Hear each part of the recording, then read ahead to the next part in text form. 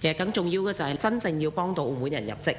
針對唔同嘅年齡層，年青人也好，中高齡、殘疾人士要有針對性嘅服務，呢個係希望未來嘅方向。除咗而家3大工種唔可以輸入外勞之外，其他嘅一啲工種，尤其大型企業做到有責任優先聘用本地人，落實調控外僱嘅機制。如果有本地人入職嘅時候，外僱要有退場。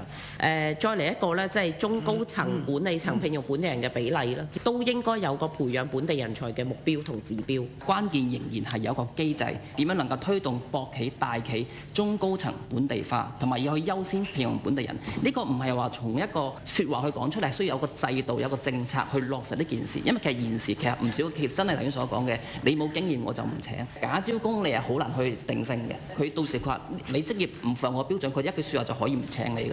咁所以我哋更加就要推動到呢啲大企、博企嘅聘係需要透過一個制度嘅。咁所以都希望呢方面能夠有一個政策。今年政府會推出一個係綜合嘅職業培訓平台啦。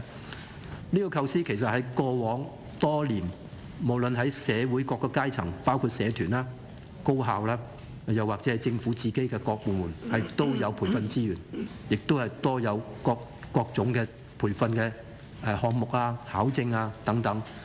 呢個嘅基礎上呢，我哋做一個綜合嘅整理。我哋僱員呢係作為補充本地勞動力不足嘅一個輸入嘅一個政策。咁喺本地僱員嘅就業，我哋必須要係一個優先同埋有一個持續嘅。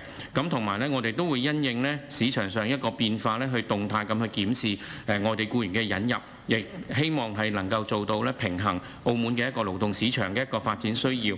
如果我哋發現呢啲企業呢係真係存在住即係一啲假招工啊或者假招聘呢啲情況或者其他嘅違規情況呢，我哋都會依法呢去啟動我哋嘅一啲行政程序呢作為處理。